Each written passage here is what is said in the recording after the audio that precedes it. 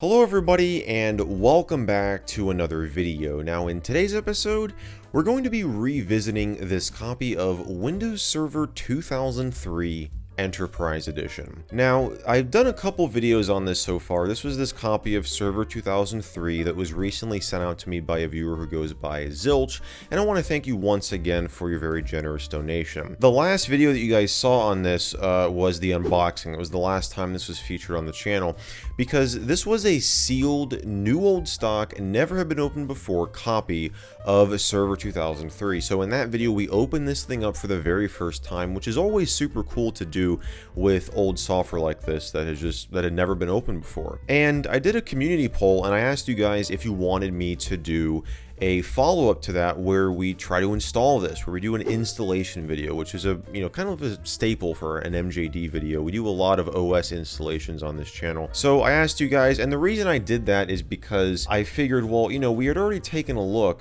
at Windows Small Business Server 2003, which granted is not the same thing, but it is Server 2003 related. And yeah, so I was kind of like, is this worth featuring again? Well, you guys said absolutely. I think that poll got 80 to 90% of just yes, people wanted me to do this, and that's exactly what we're going to be doing today. But this is not going to be a traditional installation video. We're not going to be installing this on the 98 PC or the Dell Latitude D610 or some other computer that I happen to have. We're going to be adding a bit of MJD-ness to this video. That should be like a new saying around here.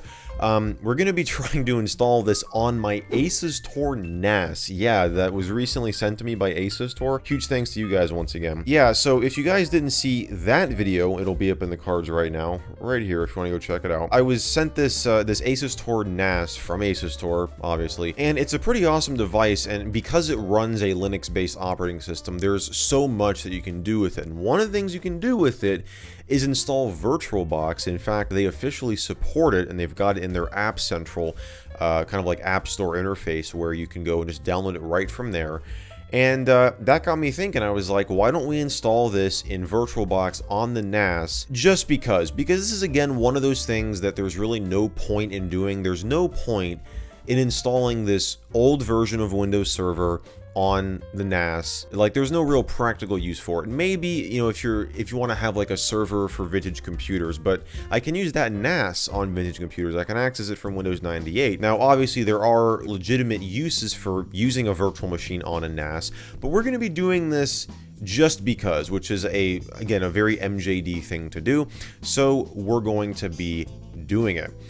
First though, let's go ahead and open this thing up again. I mean, we already took a look at this in the unboxing video, but we got to pull out the CD right here, and that's really all that we need, to be honest with you. I mean, we've got the manual here that we could read through, but this is the main thing that we need right here. I have a prediction that this is going to be a bit of a longer video, which also is, that can happen on this channel from time to time when we get into these tech experiments, because I was looking at the stuff we're going to have to do, and well, there's a couple ways we can do this, and let's just kind of outline our options here. So the NAS actually has an HDMI out port on the back that we could just plug a monitor into, we could plug a keyboard and mouse into, and just use it as a Linux box, essentially, right? And we could install VirtualBox, launch it from there, and just use it like any old computer that we've got VirtualBox installed on, just like my host computer. But to add a bit of a challenge, not that much of a challenge, I don't think, but we're going to, because this is a NAS, right? We're going to try to access it and set this all up from my main computer by using ASUSTOR's web portal. So we're going to go into that, we're going to install VirtualBox, and we're going to use a component called PHP VirtualBox, which I believe is a third-party kind of extension for VirtualBox that allows you to access the VirtualBox Manager from your web browser, and it's ideal for remote servers like this. So we're going to be, using that to create the VM, again, from my Windows 10 computer, and then we're going to be creating an ISO file of the installation CD right here, and we're going to copy that over to the NAS, and we're going to install it, and we're going to see if we run into any roadblocks, which, this is an MJD video. That's certainly a possibility. It seems like stuff always goes wrong, so we'll see what happens. And yeah, let's just get started with it. Okay, so here we are on my Windows 10 computer. Now, to ensure for the most interesting outcome, I have not tried any of this before. I've looked into it very briefly. I've looked into the VirtualBox app on App Central, and I looked up PHP VirtualBox and did a bit of research, but I've not tried any of this. So this is going to be pretty interesting. So first thing we're going to do is just do a search for VirtualBox, and this is, by the way, the web interface that you can access from your web browser. I just have it set up so it might kind of look like, you know, that I'm capturing like a screen output of a computer or something. We are in a web browser right now. And this is the App Central. So if we do a search for VirtualBox, if I can spell that right, we've got VirtualBox and VirtualBox Extension Pack. Now, this is something that I don't know if we're going to need or not. It says support USB 2.0 device such as USB dongle and mouse. Remote control for VM. Okay, maybe we are going to need this, because I definitely want to be able to remote control it. So we're just going to install the standard VirtualBox here. And you can see what I'm talking about. PHP VirtualBox, it lists the default username and password is admin and admin. So that leads me to believe that this includes PHP VirtualBox. And this is the interface right here. It looks pretty similar, almost identical, if not exactly identical to the VirtualBox desktop application. So we're going to install it here, and it'll say that you need, so we already have Xorg installed. Default port is 3389. Let's enable port forwarding so we can access this. Well, this would be useful if I wanted to access it from outside of my local network, which I probably won't need to do unless I end up, you know, deploying this NAS, because I mean, you can do all sorts of stuff with this. I already have plans to, I want to try out a Plex server on this. So it's installed. So we should be able to launch it right from here. So we can click on this, and okay, so Firefox is warning me that it prevented the site from opening up a pop-up window. We're going to allow, and okay, so now I think we got to do it again. There we go. And here it is, PHP VirtualBox. So it's admin and admin. And here we go. So yeah, like I said, it looks very, very similar to the regular VirtualBox interface. So you've got this right here. This is letting you know, this is not a virtual machine. This is just, you know, your host computer information, essentially. So it tells you the OS type, the VirtualBox version, base memory. We've got 4 gigs of RAM in this NAS. And it's got an Intel Celeron J4125 CPU at 2.0 gigahertz. It's a quad core. I touched on all these specs in the original video. But anyway, we're going to click on New here, and we're going to call this Windows Server 2003. Type is going to be Microsoft Windows. Version is going to be Windows. Is there an option? Windows 2003 32-bit. So they just have it. Like the version number is, it's not Windows 2003, it's Windows Server. They just have it listed in here like that. Let's go to expert mode, by the way, and set this back here. Memory size, definitely want to increase this. We're going to do 1024. And again, we've got 4 gigs of RAM, so that'll leave 3 gigs for the system to utilize for other processes, which is great. We are going to create a virtual hard disk, so we'll create, and we'll go VDI, dynamically allocated, and let's do 30 gigs. Actually, you know what? Let's do 50. We have plenty of space. I mean, I've got, 32 terabytes or 36 terabytes worth of storage with the way this is configured right now. So, yeah, we got plenty of space. So, there we go. 50 gig hard drive. We've got our new VM created. Now, when we power this on, this is what I'm curious. Like, can we access this from... Okay, so it's running right now. And can we access this preview? We can show the log. I don't think we can see, this is the preview right here. Like, we can see what it's doing. Well, we can open it in a new window, but we can't, we can't interact with it, right? It's just a preview. So we can see what the VM's doing. Now, there is this console button up here, which I saw in someone else's video, that they were able to, they launched a Linux VM, and they were able to access the console by clicking here. Now, there is under Machine, or it's under File, it's under Settings, Remote Display. So this is where it says VirtualBox error, VirtualBox Remote Desktop extension is not available. So this is that extension we have to get. So let's go ahead and stop the VM. So we'll power it off. And there we go. We'll go back to the Asus Tor interface here. Go back to App Central. And we're going to do a search for VirtualBox. Let's grab the extension pack here. Okay, so we'll install. And there it is. It's installed. So it's not going to add a new app here on our home screen. But we can click here and, oh, well, that's not supposed to happen. I guess, I mean, obviously the extension pack broke it. Unknown PHP error occurred. This is most likely a syntax error in config.php in PHP VirtualBox's folder. The most common errors are an unclosed quote or a missing semicolon in a configuration item that has been entered. Depending on your PHP configuration, navigating directly to config.php in your web browser may display the PHP error message. If find that this is not the case, or have no idea what this error message means, please raise the issue and this is to the GitHub page. So config.php brings up the same error message.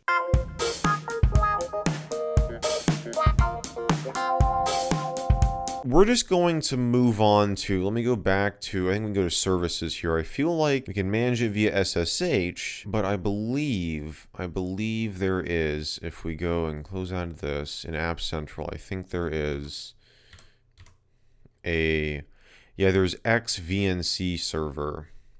X11 VNC allows one to view remotely and interact with real X displays. Okay, so we'll install this. We have Xorg installed, obviously. I think we're going to have to SSH into this thing. Oh, terminal it's under. Enable SSH service. I guess we can just run this here. So apparently it says this is the all-in-one command. VNC_MNGT. Okay. Okay, so did that start it or what? This is not the best documentation here. I mean, seriously. There are other SSH, or not SSH, but VNC tools that we can use. But I'm just trying to use the one that they've included here. Oh, VNC. Okay, I see what it is. We gotta do this and then start. Permission denied. Okay, sudo VNC. X11 VNC is already started. 5900.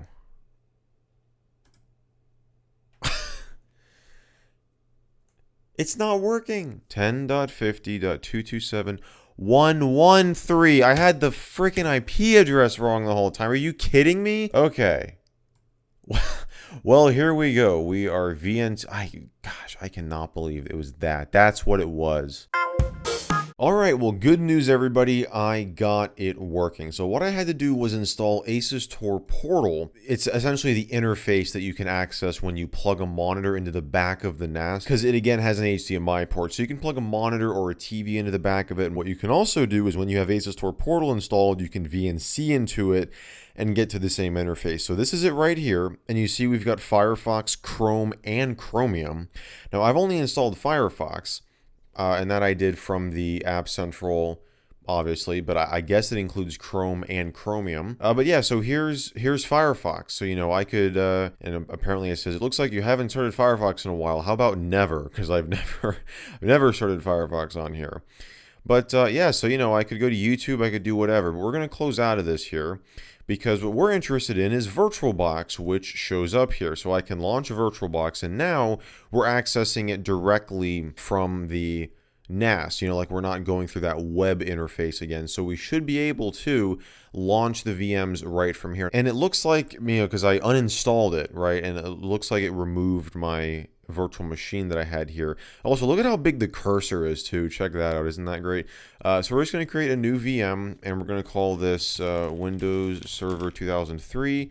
We'll store it in root VirtualBox VMs, and we're going to select Windows 2003 32-bit. Next. Folder already exists. Okay, so never mind, it did not.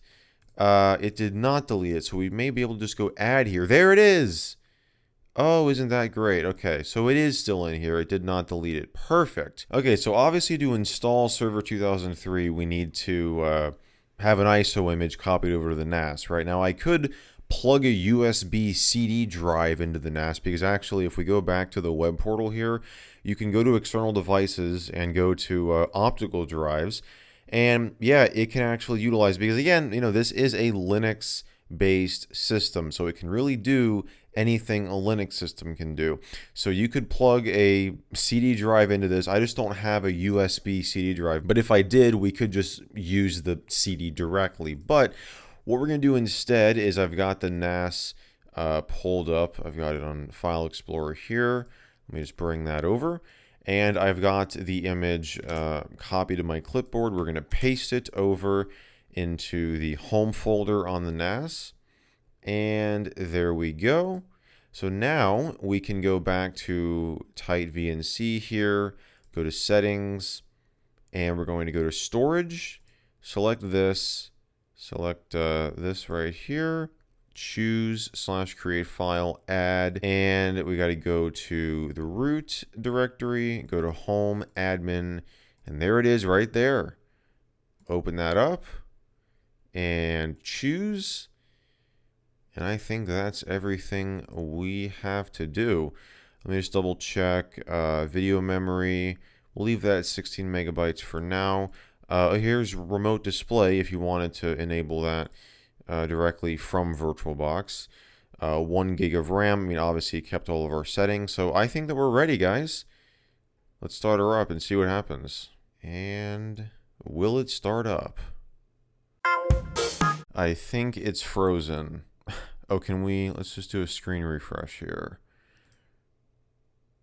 That's not looking good. Yeah, so the VNC session is frozen here. The computer, or not the computer, the NAS has come up with the virtual machine export wizard for some reason, though it does show the virtual machine is running. But we're going to close out of it and try to just launch this again. Okay, here we go. This is what it was doing. Virtual machines to export. Please select the virtual machine that should be added to the appliance. You can select more than one. Please, on these machines have to be turned off. I don't want to do that though. There we go. There we go. That's it. Oh my gosh. Okay, so right control is the host key. Oh my gosh, that is beautiful. So it doesn't seem like we can resize the window at all. It's just like a floating window here. And there's no title bar. It's not invisible or anything, so I can't like move it around. Oh, show status bar? Oh no, that's gonna hide the status bar. Oh, now I think I'm screwed. We could probably go to, oh, it's captured, isn't it? Can we right click? Okay, I think I just have hidden the status bar. Oh, we can probably do up here, file, machine, view, where's it at? View, status bar, show status bar, view, menu bar, show menu bar. Oh, it hides the menu bar. Okay, well, we can resize the window here, but why? Now, how can I show the menu bar again? Okay, well, we can probably, I wonder if we turn this off. We start it again. So it's interesting, when you start it up, it seems like the VNC connection freezes, because if we close out of it and we go back in here and launch it again, I mean, there should be a view option or some way to get the menu bar to show. I mean, okay, whatever. I guess the menu bar is hidden. Like, I mean, I cannot, because it, like, normally there would be the title bar up here that you can right click on, right, to like show the menu bar. We don't even have that. So right clicking does nothing. Unless this is, no, that's that there. I just took it full screen apparently. I did not mean to do that. But you know what? Whatever. It's fine. We're going to click on continue or press enter. F8, I agree. Install.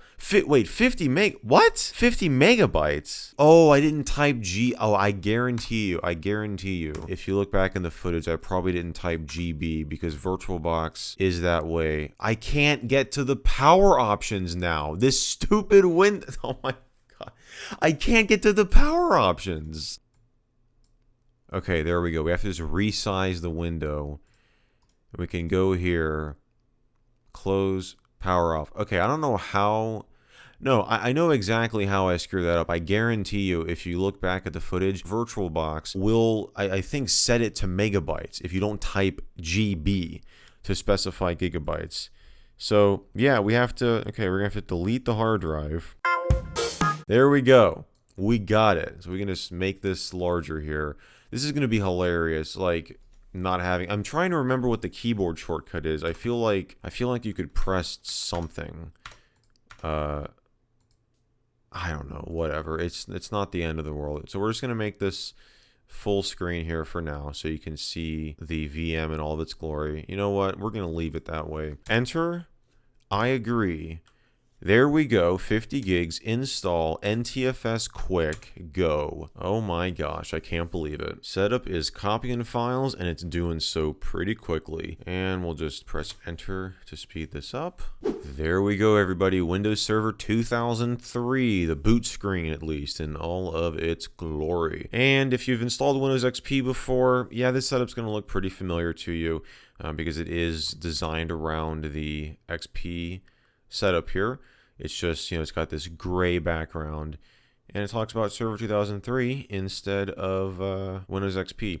Now, you can see here, see the dot on the screen is the cursor from X11 here, right? So like when I press Control, you can see when I move the cursor around, it moves the dot around, right? So that's what I'm moving around, but yet the VM's mouse is pretty out of whack. There are 25 Windows client access licenses for devices and or users. So we're just going to go by per device or per user.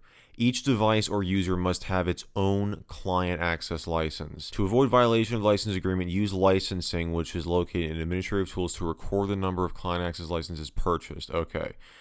So we'll click on next and we'll call this server 2K3. And we're not going to bother with an admin password, very unsecure, but you know, I'm not actually planning on using this. Though we are going to mess around with, you know, some of the settings in here. You know what, we'll just leave it on Pacific time. That's fine. And this is something that I always feel like I need to say in these videos because I sometimes get comments from people that are like, why didn't you try this or that? Or you could have done this way and it would be easier and better. And it's like, yeah, I know this is not the most ideal way to install Server 2003. And if you're talking about setting up a server like to use today, Server 2003 is not going to be the best server operating system to use. There are far better, more modern solutions. You know, if you want to go Windows, you can go with the latest Windows server, you know, or you could go on the Linux side of things. You got all sorts of options, right? So yeah, this is just for the fun of it. I mean, I know that a lot of people that watch these videos enjoy seeing the problems that we seem to get into. It's like a running joke on this channel now. It's like, oh gee, what's going to go wrong in this MJD video? And I really didn't think anything was going to go wrong today. And you see, we already ran into a couple of problems. And I leave all that stuff in here because, you know, I think when we get to that point where we get everything working in the end, if we get to that point, which hopefully we will, and it seems like we're going to, it just makes everything seem a lot more exciting, you know, because we've gone through, you know, a couple problems already. So this video is absolutely going to be on the longer side here. But yeah, that's my little in-video ramble here. But we got 6 minutes left. This installation process has gone by pretty quickly, which is great. And yeah, 5 minutes. We're on the last step, finalizing installation. We're just going to restart here. Now, I think Server 2003 has an out-of-box experience. We will see. We will verify that shortly here once it restarts. Never mind, there's no out-of-box experience. It's interesting because I remember seeing a video on YouTube and somebody claimed it was Server 2003's out-of-box experience, and it was a pretty cool video too. It showed like a couple robots like assembling the Windows logo. I guess that was maybe in a beta. Maybe it could have been a fan-made thing. I don't think it was. I think it was something from Microsoft that they either made themselves or commissioned, but I guess it was in a different, maybe it was in R2, maybe it was in a beta release, like I said. But here we are at the logon screen here. So we're going to press Control Alt and Delete. Actually, I think we have to press Control Alt Insert. Maybe not. We can probably just insert it from, oh, if we had the menu bar, we could. Let's just, actually, we can probably like take this out of the way here. Oh, no. Oh, can we right-click here? Please have an option to, what does export to OCI do? Oh, that's this export wizard. Show in file manager. Gosh, this, not having this freaking menu bar is annoying. Oh my gosh. And like I can't even move, like I can't even get up to here now. I mean, like I need to get up here. Oh my gosh, this is terrible. I don't want to be the first guy to end off a video because I can't figure out how to press Control-Alt-Delete, but I mean, when I press Control-Alt-Delete, it comes up on my host computer, so you guys can't, OBS goes black here when that comes up. But Tight VNC here has, let me just move the window down a little bit here so you can see this. Send Control-Alt-Delete, but it's sending it to the NAS, not to the VM. Even when we're in, okay, like we're in the VM here. Okay, maybe that did it. Nope, it just brings the mouse out of the VM. Okay, so good news, I'm not going crazy. What's going on is, like, even I plugged the keyboard into the NAS and like physically went over there and pressed Control-Alt-Delete, having the mouse captured in the VM, having the mouse and keyboard captured, and I pressed Control-Alt-Delete and it just took the mouse out of the VM. I can do this here. This is exactly what it's doing on the physical keyboard that's plugged into the NAS. I don't have a menu bar. That's what we need to do, is get the freaking menu bar, but I can't get the menu bar. It's, oh my god. I think I'm like actually screwed because now I can't even, oh wait, I can, okay, there we go. I can still resize this. I wish I could move it down. I mean, it's, like I can move the window. Oh wait, I mean there has to be. Like, is there really not anything in the right-click context menu on the VM to insert Control-Alt-Delete? Like, is that not a thing? I mean, this is ridiculous. User interface. Okay, hang on a second. Show at top of screen. View. Okay, I unchecked menu bar and checked menu bar again. Is that gonna? No, that doesn't do anything. It's like it just does not want me to press Control-Alt-Delete. Like I could. There's a thing. I think there's a machine menu up here behind the freaking VM. If I can get to it, settings. Like you've got this user interface thing, and I checked menu bar. Under view here. Oh no, this is the file menu. That's what we're doing. We're modifying the file menu. Yeah, that's what we're doing. We're just modifying the file menu. Oh. Oh, there we go. Oh my gosh. Okay, we got it back. Machine. Input. Keyboard. Insert host delete. Oh my gosh, it was host and delete. That's all I had to do. Okay, just, man, this is like, I'm telling you, man, the issues we run into in this channel are very unique, to say the least. Okay, here we go. We've got it installed. We can manage the server. Okay, so let's add a role here. And okay, I do remember this from the small business server video. Please wait while the wizard detects your network settings. Detecting, okay. Let's make a file server. Yeah, let's do that. Let's make a file server. Set up default disk quotas for new users. I'm not going to bother with that. That's fine. Indexing service catalogs the contents of the files in shared folders so that users can search them. We'll just leave it turned off for now. And install file server management, run the share folder wizard to add new shared folders. Okay. Welcome to the share folder wizard. Okay, so we're going to, on the C drive, we're just going to make a new folder on the root of the C drive. 30 days left for activation. Thank you. We're just going to call this network share.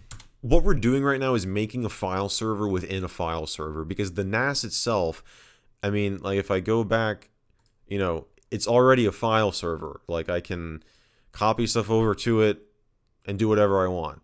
So we're making another file server within the file server.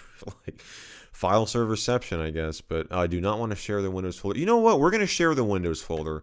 Let's do that. That's the folder we're going to share. Share name, Windows folder from 2K3. Description. This is actually the Windows folder from the server. All users, administrators have full access. Other users have read and write access. That is exactly what we want. When I click close or run the wizard again, we're not going to do that. That's fine. Close. This server is now a file server. You have successfully set up this server as a file server. To add or remove another role, run the configure your server wizard again. Okay, so finish. So now, if we go to my computer here, does it show up as a, well, I think if we go into this here, yeah, the Windows folder shows up as a share, right? So there it is. So we're going to set this to bridged, and ETH0 is what we want. Okay. And it should, in theory, oh, really? We're going to do this? I've had this problem before with VirtualBox. It just sometimes does not want to cooperate here. So it looked like it was trying to... Oh, there we go. There we go. Perfect. Okay, so now, since it's on the same network as the NAS and my computer, I should be able to go to File Explorer here. Okay, so it's 10.50.227.139. Windows cannot access 10.50.227.139. Did I type that right? Yeah, you know what? This has to do with SMB1, I guarantee you. Because, and that is again the protocol that Windows 10, which SMB1 is insecure and it is disabled on Windows 10 by default. If I open up command prompt on my host computer here and ping 10.50.227.139, check that out. We get a reply. Okay. And I can ping, I can probably go in here, ping Michael PC, which is the name of my computer on the network, and we get a reply. So this is absolutely on the network. In fact, what we could probably do, you know what we could probably do? 10.50.227.133. There we go. So what we're doing now is logging in. Yep, we are accessing the Asus Tor NAS that is being used to run the virtual machine right now. So like we go to home here, here's the ISO file we used, and like right here, this is my SSD in the Windows 98 PC project folder. I copied it over to the NAS just to put something on here. So like here's the bridge board that we used to plug the SATA SSD into the IDE cable and the Molex power cable here. And bitrate here is just a screenshot. And yeah, there you go. I still would like to access, I don't want to enable SMB1 on Windows 10. I know that it would work because we can access it just fine, right? Well, you know what? I've got an idea. So right here, I've got Windows XP in VMware Player. This is on my host computer, and this right here is the theme. Where's the cursor at? What the heck? Why is the cursor not... Oh my god, the cursor's invisible. What the heck? Okay. Well, that's fun. But yeah, anyway, so this right here is the pretty awesome Game Boy Advance SP theme. I did a video on this recently. So we can go here and type in //10.50.227.139. There we go. So username is admin. There's no password. At least there shouldn't be. Oh, you know what? We might have to set a password. I don't even know if... Yeah, I think it requires a password. Oh, you know what? I'm typing it. It's not admin, it's administrator. Hang on, where is it here?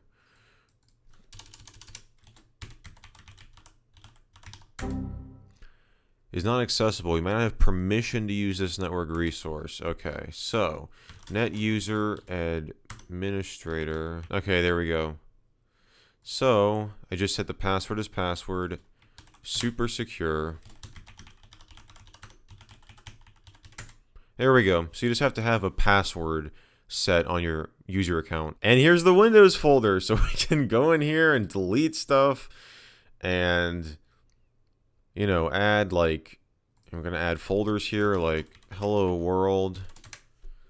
We can go back over here, go to my computer, C, Windows. There it is right there. We can go here and make a new folder inside. And call this hello. You can go back over here, go into the folder. And there you go, guys. We have just set up a file server within a file server. Again, for no good reason other than just the fun of doing it.